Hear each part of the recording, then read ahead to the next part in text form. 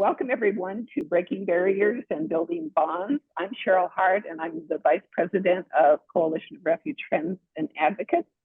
I'd like to introduce Sue Wilder, who is also a member of the board. And I haven't checked to see who all we have from NWRA, but I'll introduce Courtney Phelan, who is the Director of Development. Do we have anybody else from Libby Marking is here. She's also with Refuges Association. She is the government affairs person. Couple of board members from Corfa. So thank you all for attending. And and there's Rob Morgan, a board member from NWRA. So thank you very much for attending, and we will go ahead and get started. I'd like to introduce the presenters today. Matthew Emmer, who is president of Friends of Savannah Coastal Refuges, will be one of the presenters, and the other will be Marco Aguilar, the COO of National Wildlife Refuge Association. And Sue, do you have anything before we get started? No, I think I'll pick up at the end and let everybody know what our upcoming webinars will be. Great, thank you. Okay, with no further ado, Matthew, we'll turn it over to you. Thank you, Cheryl. As she said, my name is Matthew Emmer, and I'm president of Friends of the Savannah Coastal Wildlife Refuges. Courtney, if you want to go ahead and put up the first slide. I will say while she's pulling that up that I do not claim to be a DEI expert. So with that being said, it's what I'm planning on doing here is telling you my opinions on why DEI initiatives are important to all friends groups, and then what we as a board have done with my organization recently to just raise awareness for different groups. So, but what I want to start with is just one quick basic fact. So you can advance the slide, please.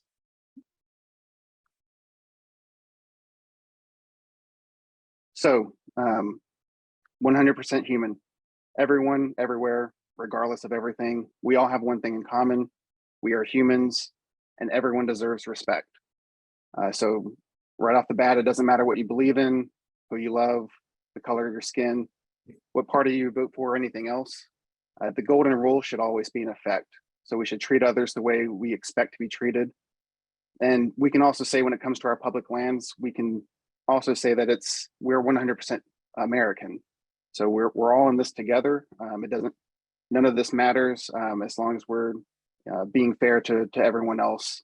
That's the most important thing. Next slide, please. But how is this part of, quote, the mission? So just like everyone, all Refuge Friends organizations, we share the same primary mission, the support of a refuge, a complex of refuges, or a program of the U.S. Fish and Wildlife Service. The mission of the U.S. Fish and Wildlife Service is working with others to conserve, protect, enhance fish and wildlife, plants, and their habitat for the continuing benefit of the American people. So it starts to kind of break down right there that it's not just about fish, wildlife, plants, habitat. It's for the American people. And if we're taking that literally from the last slide, that's everyone. So this is an important step in understanding why DEI practices are important. And just for your reference, I threw our mission statement from the Savannah Coastal Wildlife Refuges, which is to support and advocate for the 7 refuges within the Savannah Coastal Refuges complex and to promote public understanding of the need to protect and preserve wildlife and wildlife habitat. So it's very similar to probably what most of all of your missions are. Next slide, please. But, and I won't point fingers or name names, but you probably have heard some excuses in the past by why DEI practices might not be such an important thing for friends groups to focus on. And these are just a handful of things that I've heard over the past couple of years. The top one being kind of we just make food for ducks. So here's my opinion on that. Ducks don't vote. if we're not willing to invest our time and our effort into the American public, we will always be dead last in funding and awareness. If people don't know about us, they won't care. They won't vote for politicians who care, and they won't ask those politicians to allocate funding. You may have also heard, but this isn't my fight to fight. Well, I would say that this is a fight for humanity. This is a fight for that golden rule. A quote that stands out for me is, if you think you love freedom, but you don't care if it applies to everyone, what you actually love is privilege. I'll just set that to the side. I've heard, but this will have no real impact. So with that, I mean, if the sentiment doesn't actually apply to you, it's virtually impossible for you to say if it's impactful or not. But for me, if one person feels better about coming out to the refuge, then it's worth it. It has impact. And then I've also heard that this will detract from the real mission. And if you could advance the next slide. So Martha Williams, Director of U.S. Fish and Wildlife Service, just about last year, had a quote in a release that she put out, and she said, "Nature and all that we in the service do must be for everyone." So here's the deal. It's not just me, just some random person telling you that DEI is important. This is coming from the top. So like I said, just about a year ago, Martha Williams put out this statement about the relevance and importance of diversity, equity, and inclusion. Anyone can find it online and read it. I would suggest that. It's actually a really good little short statement. So if you didn't feel that this was a valid part of the mission of the service is literally telling you that it is. Next slide, please. Oh no, not data. So I'm not going to get into the weeds on this. I just found a few stats that I thought were very interesting. The Pew Research Center over the past few years have been putting together some interesting stats on DEI and kind of the shifting demographics of our nation. So the first chart, it breaks it down a lot of different ways, but what I will say is if you focus on the age ranges, I mean, right off the top, most people think DEI is good in the workplace. But if you break it down by age, the vast majority of the younger generations think that it's important in the workplace. And then you can see the numbers kind of change as the demographics shift.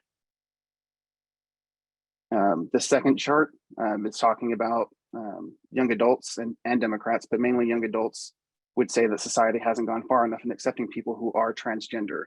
And it's a big gap. When it starts to slide down, those numbers start to change.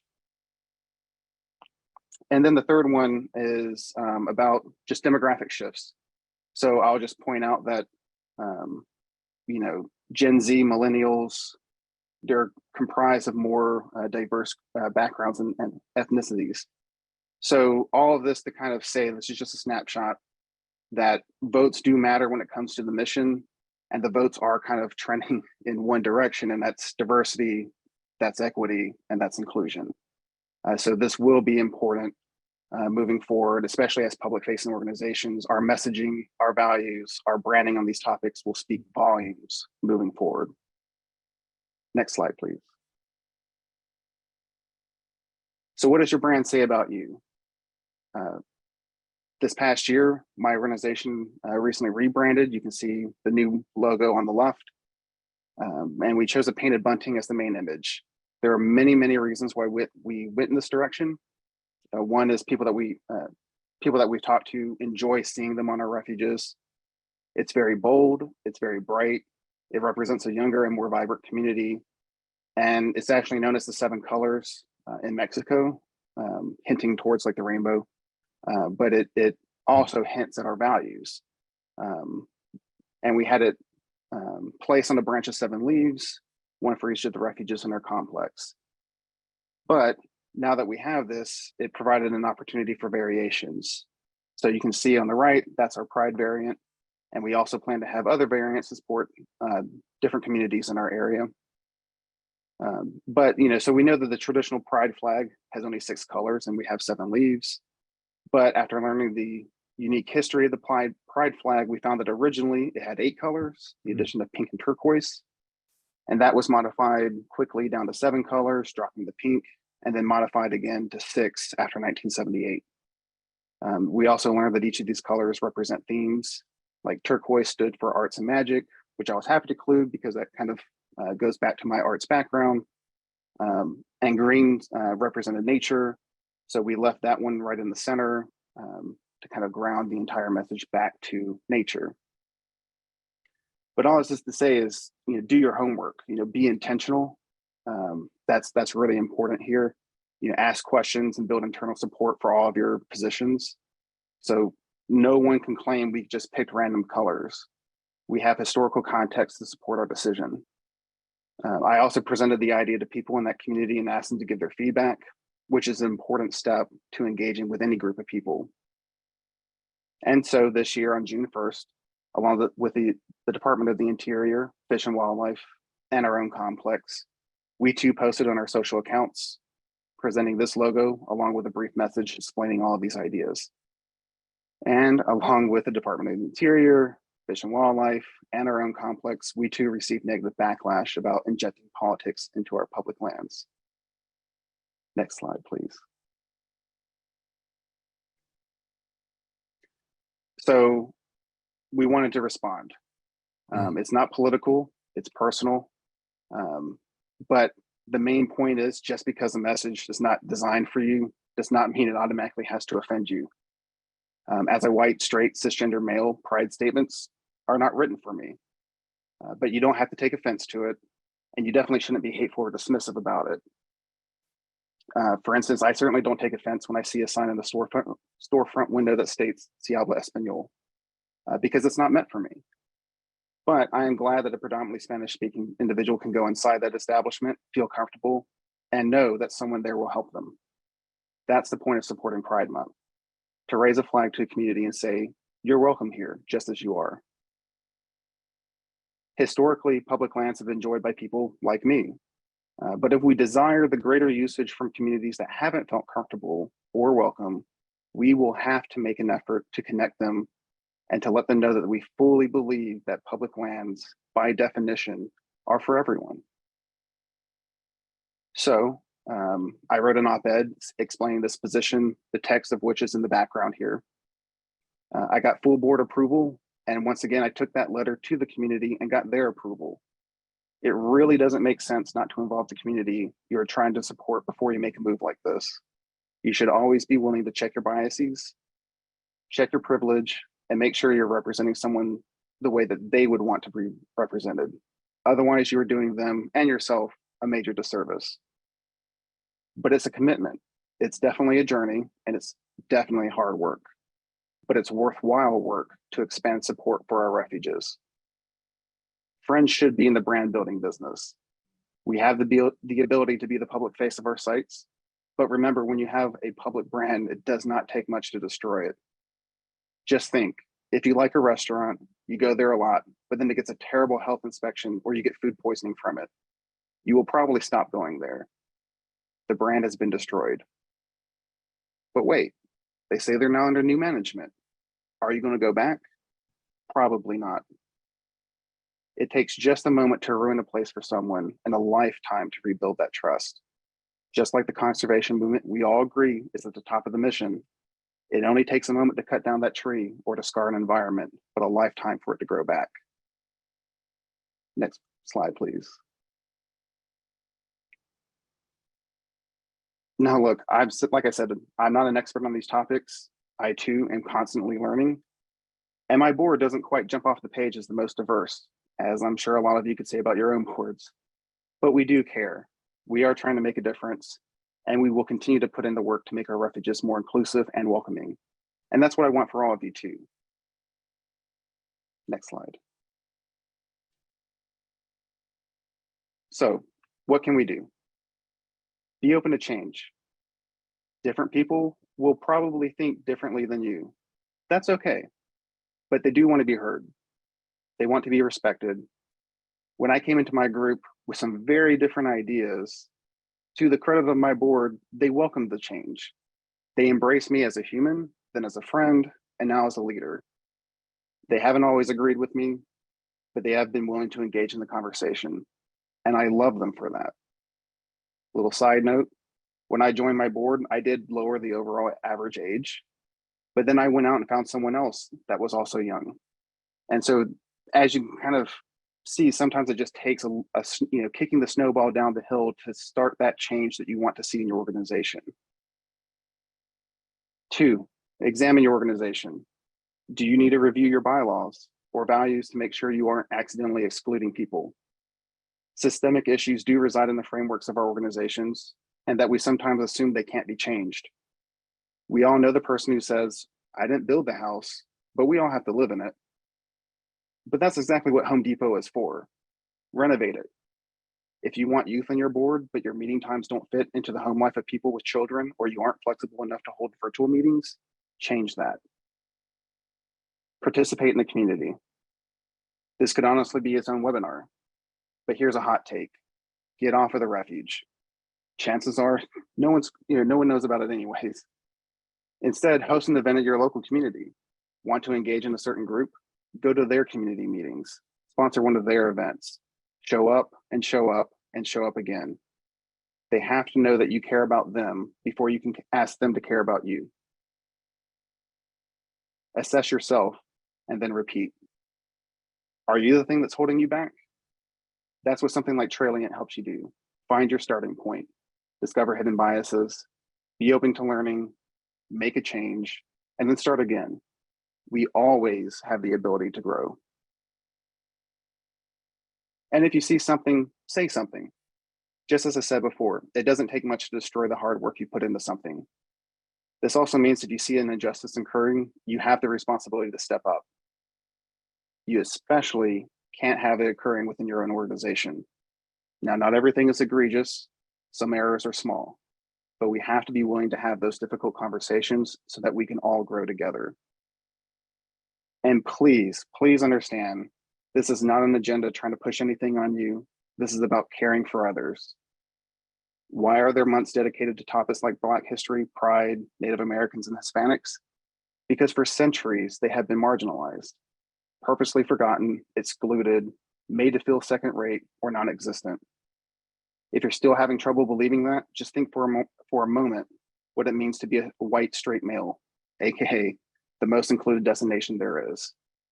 I walk into virtually any room and I'm 1, noticed, 2, accepted, and 3, my voice is not only heard, but taken with some level of authority. Case in point, I'm the straight white guy who's been talking to you for the last 20 minutes about DEI. But above all, be authentic, be humble, speak from your experience, not from someone else's. I'm not asking you to walk a mile in someone's shoes. I'm just asking that we acknowledge that there are other shoes that exist and that some people may not even have shoes, but those people are important too. They deserve respect, and we're going to need their support now and into the future. I like to say the old adage, you get out what you put in, rings true here. Let's collectively put in the work and see how many new friends we get. Last slide.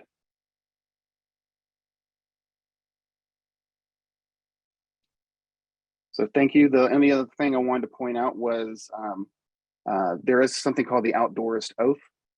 I personally took this oath. It's a collection of people basically talking about these same kind of concepts, but specifically in the frameworks of the outdoors. And they do host free webinars that you can check out and take the oath if you want to as well. And then of course, just like all of you, my group is on social media at coastalrefuges.org, takeoff.org, and that's all of our social channels. So thanks. I will turn this over to Marco. Great, thank you, Matthew. That was very good. Good afternoon, everyone. I'm Marco Aguilar. I'm the Chief Operating Officer for the National Wildlife Refuge Association. And to piggyback on what Matthew was talking about and doing, we as an organization decided last year that we were going to do some trainings, some diversity trainings, DEI trainings. And after some searching nationwide, we decided to go with Traliant. And let me share my screen.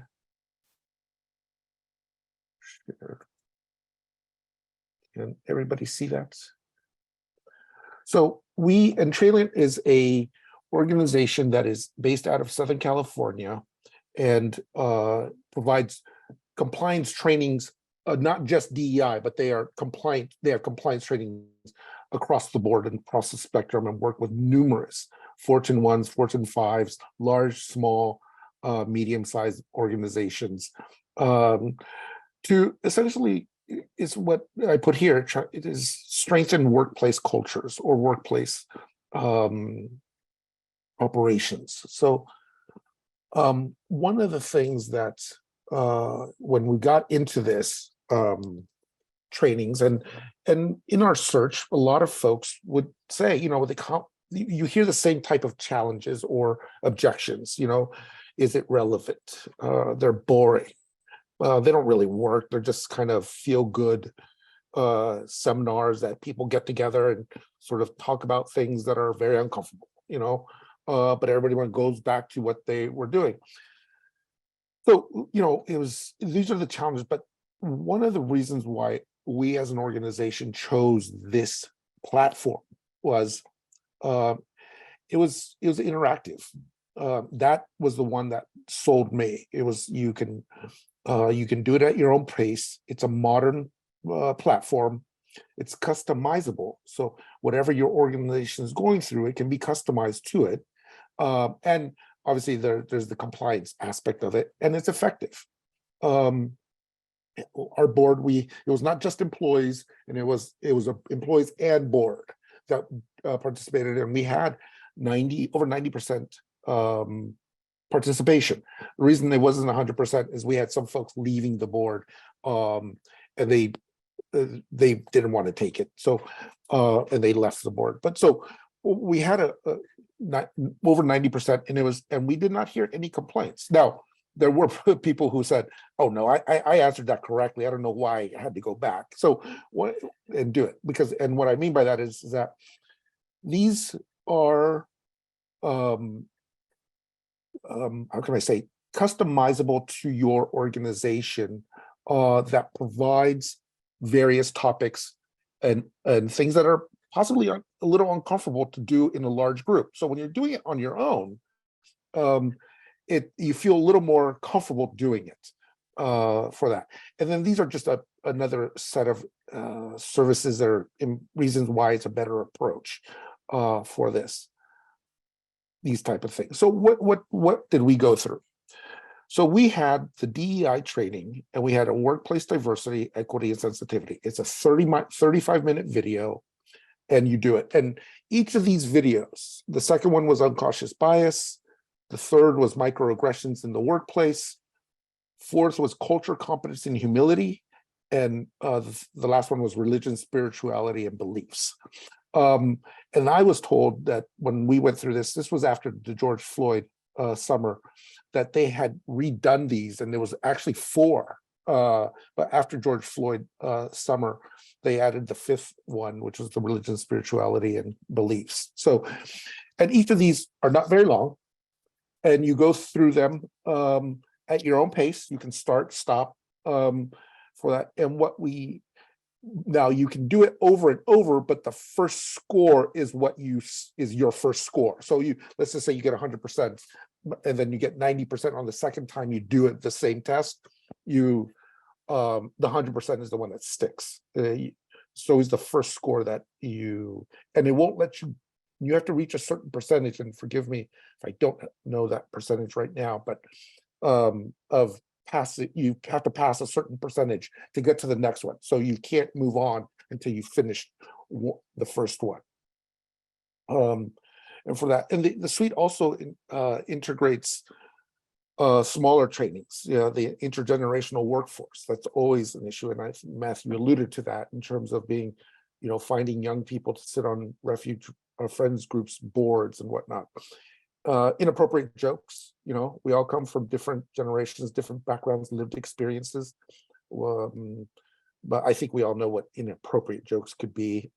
Being an ally, sort of, again, Matthew talked about that as being a straight white guy, but understanding communities and cultures, the inclusion, the diversity, microaggressions, personal pronouns, which is, I I'm a Gen Xer, so for me it was just he, she, but you know, the millennials and Gen Zers, I think, you know, they have different pronouns, and you know, we want to respect those. Unconscious bias, which is a difficult one to talk about, and I will get to that one, and avoiding personal choice bias and clicks. So it's a very interactive and comprehensive. The workplace and diversity, equity, and sensitivity course is 35 minutes, and these are all the topics that you cover: is the diversity, inclusion, racial identity and racism, respect, unconscious bias. And these are, and you go through this in 35 minutes, and this is the longest one that you have to go through in the training. And it provides real life experiences. The second one is the unconscious bias, and that's 25 minutes.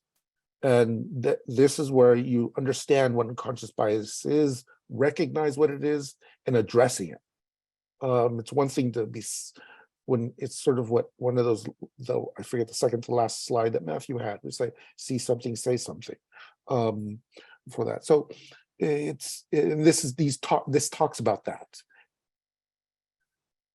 Third was the microaggressions in the workplace, which is 15 minutes.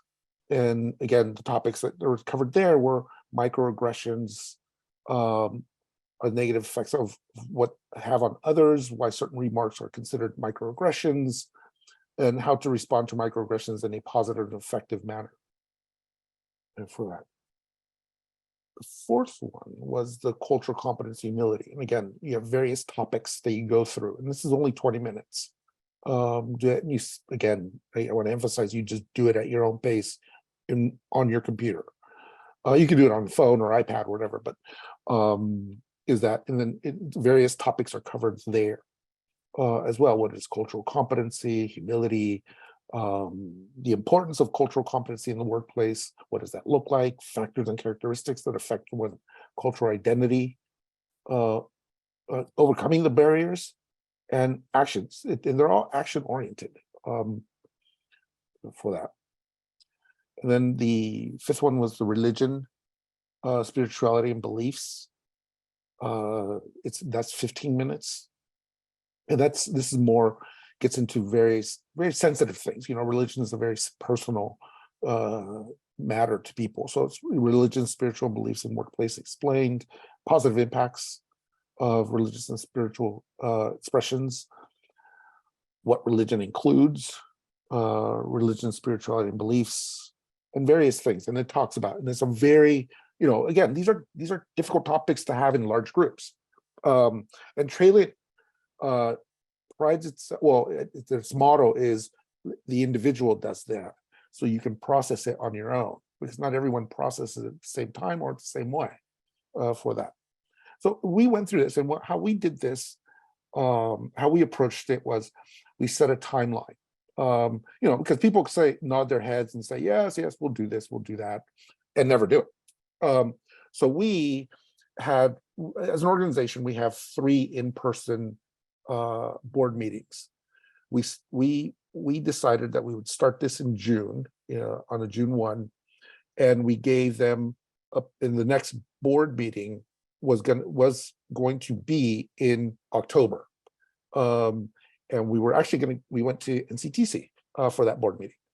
And so what we set deadlines, and how we work with Traliant was that they would send out the reminders. It's a very, they do all basically the operations and logistics of this. We just provided them our logos and our names, and so they send out reminders. They can be every 2 weeks, weekly, you know, just reminding you of when these courses need to be completed, because then in the back end, your administrator can provide all the statistics for you. So I'm the administrator for our account, so we would be able to I was able to pull all the statistics for the trainings itself and see who passed, who didn't, who says they did but they didn't, you know, and then what some issues. And it's not that they were trying to skirt the trainings, it was just they thought they had passed. And I was like, and I hate to use the word passed, they thought they had completed the trainings. I was like, no, you haven't completed them. So it was, we had to go back in. A few people blamed their computer. I was like, okay, we'll get you a new computer. For that, so it's, and we have it. So we had the way we approached it was we would get 3 years of licenses and we renew them. We folks who leave our board, we'll change those out with new people so they can do the trainings. And it's now part of our onboarding with 4 board members. For new board members, I should say. Returning ones that have already done this wouldn't have to do it, but new board members would be doing that. And we have various, and we thought that this might be a good approach. And again, how can we leverage our relationship with Traliant as the bigger organization of some of the smaller, for some of the smaller friends groups to do this? And so we have 3 years access to Traliant, and we'll probably renew it. We initially got 35 training licenses, but the beauty is that we can add to those licenses. And how this works is that you would have you would contact, let's say, me, and it's packages of 4. So there's packages of 4 licenses that can be purchased, added on to ours, and at a very low price of $27 per person for the friends groups. And we would process that. We would process all that for the friends groups. And what we would do is I would contact our program manager at Traliant, say we need 4, I need name, they'll need names and emails.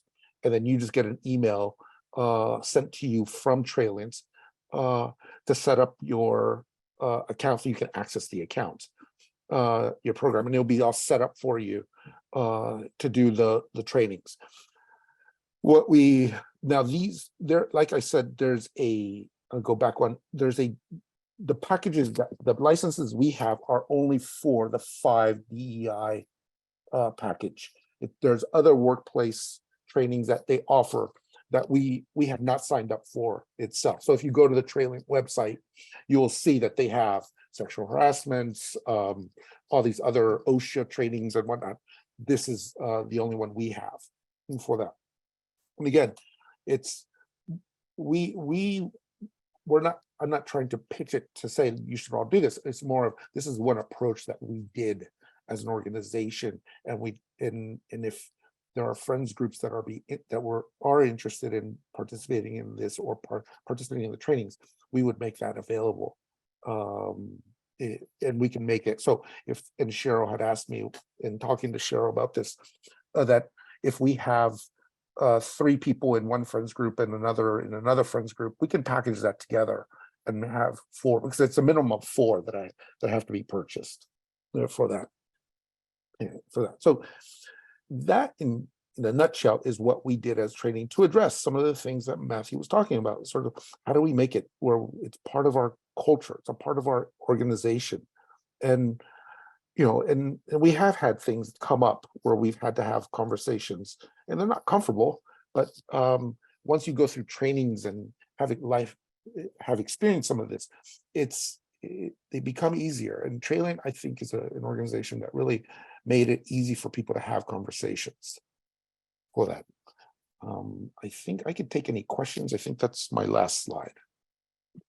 So Marco, yeah, why wouldn't the friends group just do this on their own?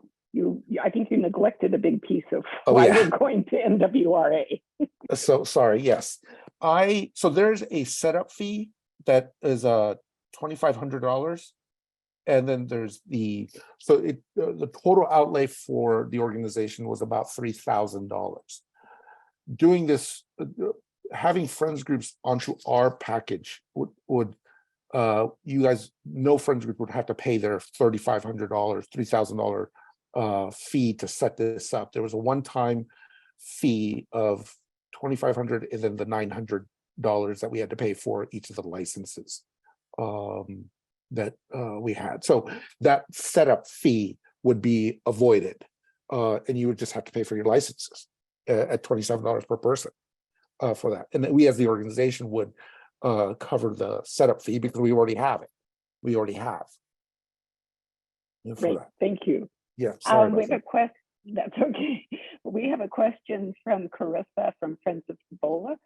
We as an organization accept everyone and are always working to be more inclusive and diverse. With changes throughout generations in society and acceptance, how can an organization move forward with being more vocal about inclusiveness and diversity without fear of offending or upsetting older members that might not agree with the advancement of change? I'm just tossing that out. Whoever wants to respond. That, you know, that's a difficult, for me, it's a difficult question to pose, because, you know, things do evolve. Society evolves. And as those statistics that Matthew put up in his, what I think is 4th or 5th slide, where you see the demographics of change, and I think it's getting out into the community. I think it's more action, for me, it's more action oriented, of like, how do you take them? Don't bring it to them, you take them to the community. That's how I would approach it, and include those individuals who may or may not be in agreement. Say, come with me, come see, come, you know, it's that's how I would approach that. Matthew, I don't know if you.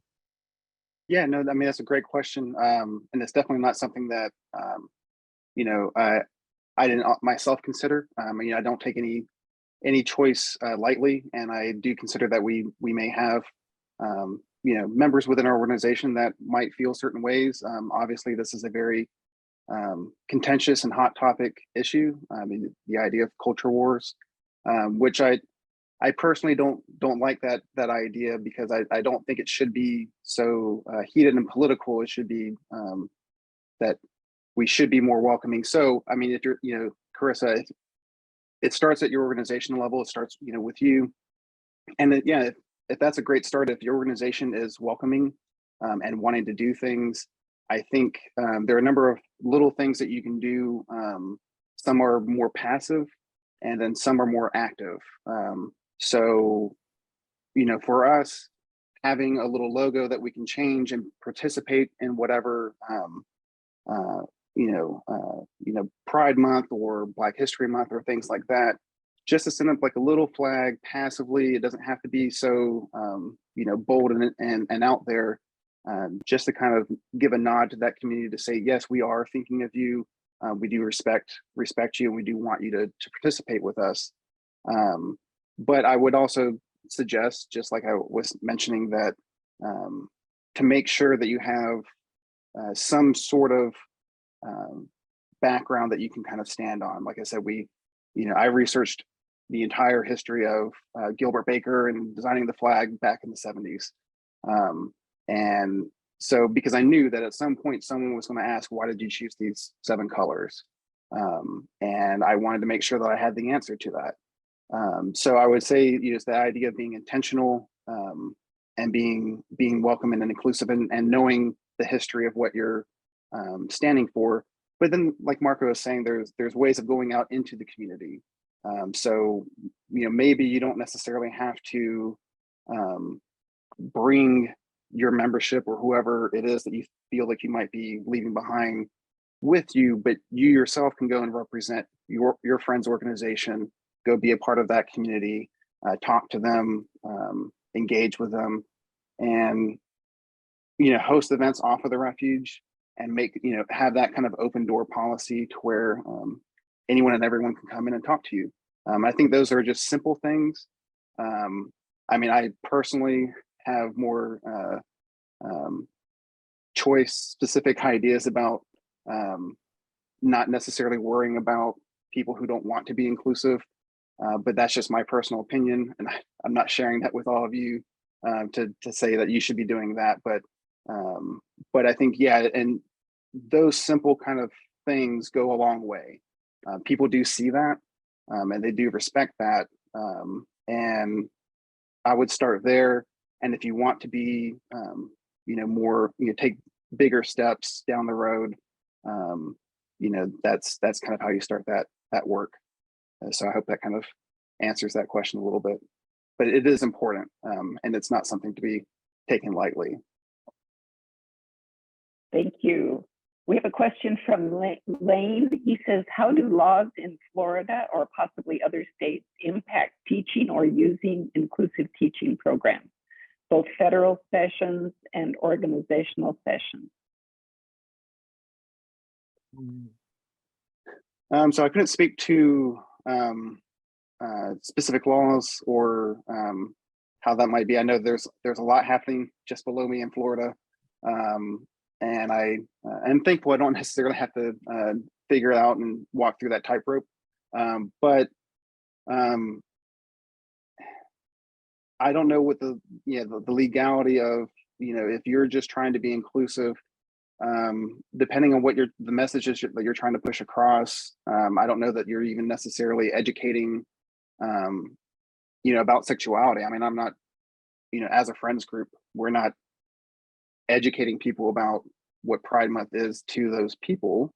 It's that we just want those people to feel welcome. So we're not hosting educational sessions on human sexuality. If anything, we're hosting educational programming about wildlife on our refuge, and that we just want everyone to feel welcome coming in and joining us. So I mean, that's what I can say without delving into the actual legalities of it. I don't know if you have anything, Marco, from a more national. Yeah, when I looked at it, these are governed by any accrediting associations. This is a training program.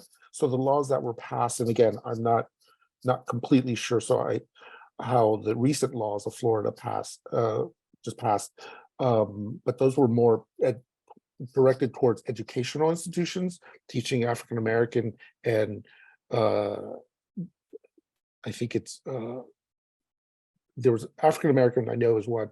I believe it was history, LGBTQ history as well. I think those were the two that were targeted. But because we're not, this Traliant is not, they're not credentialed by any association in the U.S. It's a training program, and they're not an educational institution. They are a for-profit company for that. So, but that is a good question for that. But my understanding is that because of its training, it's okay for folks in Florida to take it. But I will say real quick that yeah, I know, like I was focusing a lot in my presentation on Pride Month, because that's one of the more recent things that we just had to go through. But the idea is something I didn't necessarily include with this presentation, because I mean, it could just keep going and keep going, is the idea of Black stories, of Native stories, First People stories, Indigenous.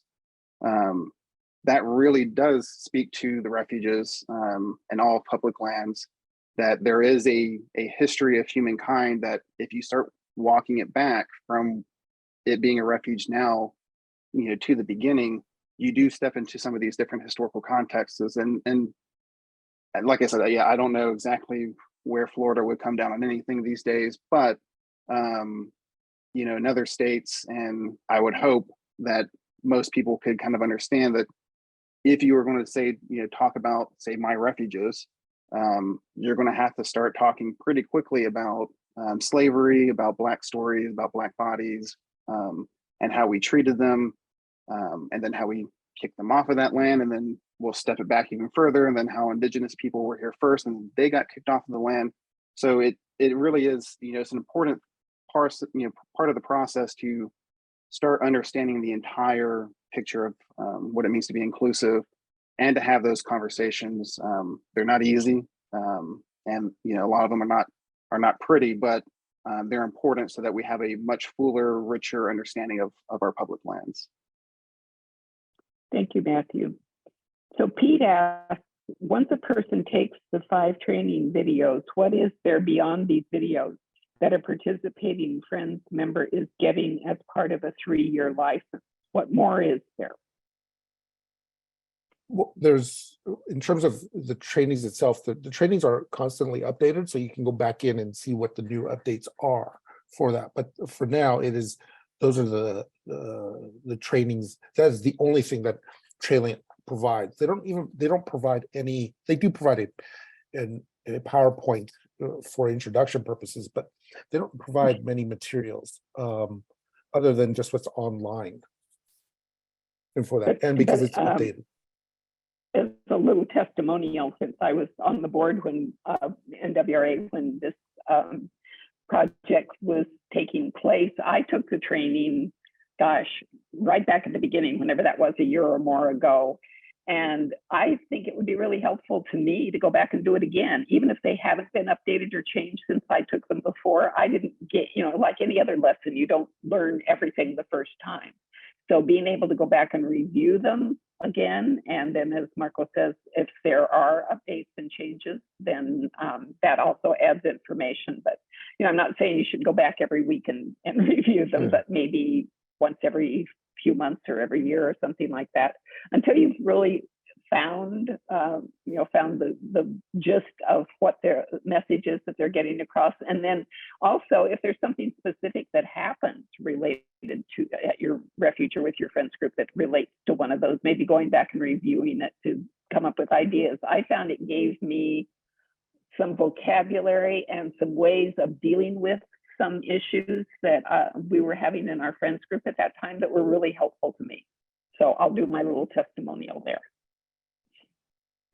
Okay, how would you go about paying the $27 per person? Would NWRA send us a bill, or would we pay through the site itself? No, we would invoice you, because we would get charged from Traliant directly from us. So we would just invoice you from us. So you send the checks to NWRA for the license. That was the last question in the chat. We have, I know, Marco, you are on a real strict time limit, but we've got about 10 minutes left. If there's anyone who has a question that they want to just ask orally, you can raise your hand or take yourself off mute. I am. This is Sue Wilder, and I just wrote a chat question, but as the refuge system continues to build urban programs, I can really see the value of this discussion. And I think it's going to be really important to the friends groups that are involved with these urban programs. You guys want to talk a little bit about how you get started with some building in communities? Got any hints? Yeah, so I would say a part of that is just like I was saying, just getting out there into the community, being a part of different community meetings, just knowing what you have around you. So like I can speak from my experience. So in Savannah, we have just about all of the different kind of socioeconomic backgrounds that you could possibly imagine, which can be kind of daunting at times because you can't be everywhere all at once. But and then we do have very specific communities, even within like the Gullah Geechee community, which is more specific to this area of the country. And yeah, a lot of it is just trying to make connections, reach out.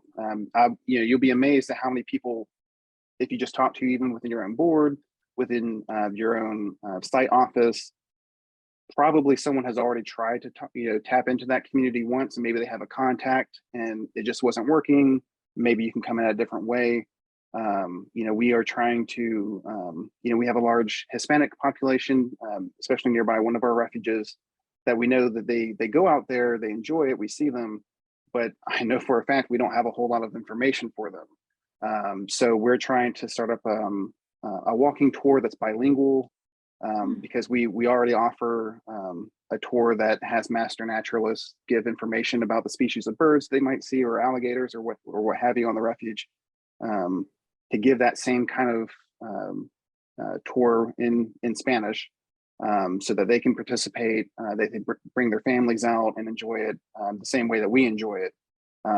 and to then also develop some handouts so that they can, even when it's not, a day that's we're giving a tour, they can pick up a flyer the same way as an English speaking person picks up a flyer, and engage in the refuge in their own way. So it's just little things about, doing that and trying to be, very specific to that community that you're trying to target. And I hate even using that word target, but yeah, understanding that you're not going to reach everyone. That's just a fallacy of the being in the urban communities that, in Savannah, we have like 500,000 people that live here. I'm not going to reach all of them, but I can try to reach certain communities, and I guess for lack of a better term, make friends, even if it's not, encouraging them to be a paid member of our organization. I have plenty of friends that they know about the organization, but they're not paying members. And I'm not beating down their door to become a paid member, but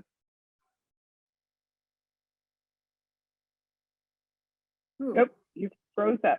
what they're talking about and what they're interested in. So I think there's just little.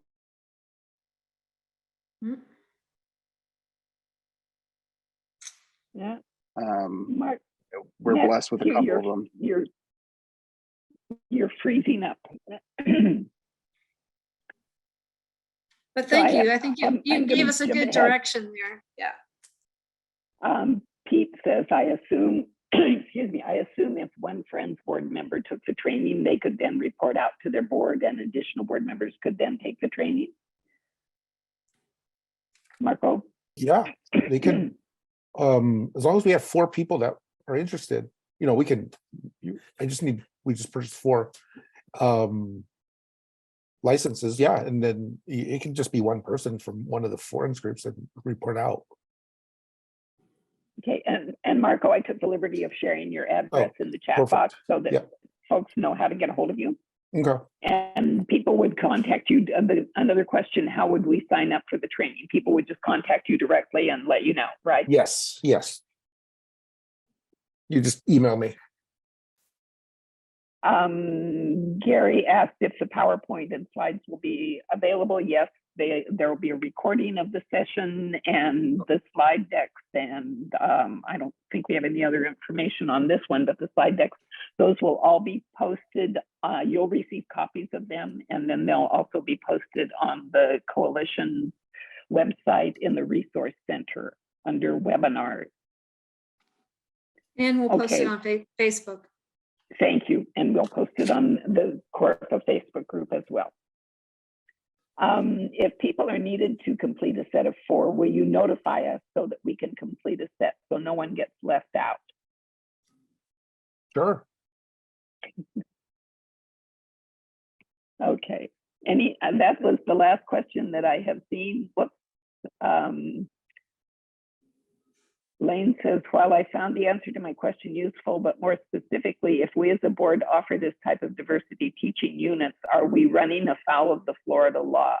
Do we face liability? And Lane, we don't have an attorney, a Florida attorney on the call. I don't think we can give you that specific information. I think you're going to have to ask a lawyer in Florida.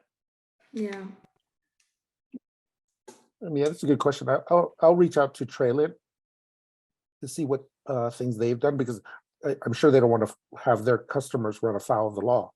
So I'll find out what they are doing. Great. That's great. Thank you, Marco. Yeah. Okay. We have about 5 minutes left. Are there any other?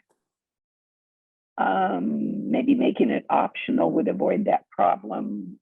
Probably, I don't know. Again, I'm not going to get into giving legal advice. I'm not qualified. I joined late. What is meant by a group of 4?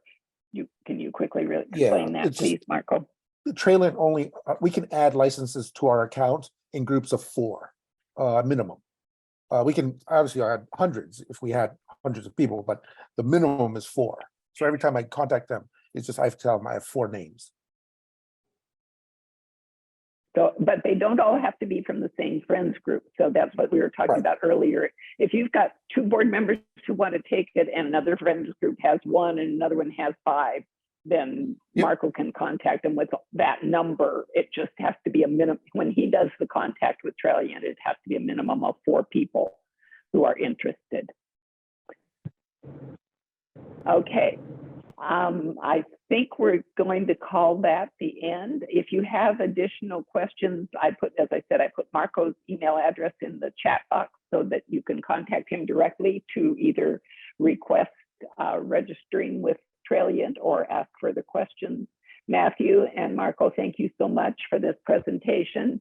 One thing I did want to say is we talked about it being important to urban refuges, but it's also important to rural refuges. We all have underserved populations. They may not all be the same. They may not all look or act the same, but we all have underserved populations in our refuge catchment area, if you will. So please don't think, oh, this is for big city folks. I'm a small town person. Spent most of my life in small towns, and I can think of all sorts of ways that this training would have been very beneficial for me in those days. So thank you all for attending. Quick question, will the chat box be available through the recording also? I can save and include it. Yes, I'll please. take it in. Thanks, Courtney. I'm sorry, Yes, I it Yes. will. didn't hear that. Okay, great, thank you. Sorry, I'm calling in by phone, I can't see. Oh, okay. Thanks for asking the question. Yes, the chat box will be included in the information that you receive. Thank you Awesome, so thank much, you. everyone. Sue, do you want to tell us Yes. about next month? Yep, thanks for attending, everybody. We're excited about this topic, and we have more exciting topics to come up. In September, we'll be having Andy Robinson, who is experienced and knowledgeable about nonprofit groups, talk to us about succession planning, which is always a good topic. And then in October, we're going to be talking about fundraising for specific projects. And then finally in November, so keep all these in mind, we'll be looking at the Friends volunteers versus Fish and Wildlife volunteers. So talking about that in detail. So we have lots of good things lined up, and we'll see you next month, September, which will be the 3rd Wednesday of September. Thanks, everybody. Thanks, Sue. Thank you, everybody. Thank you. Bye.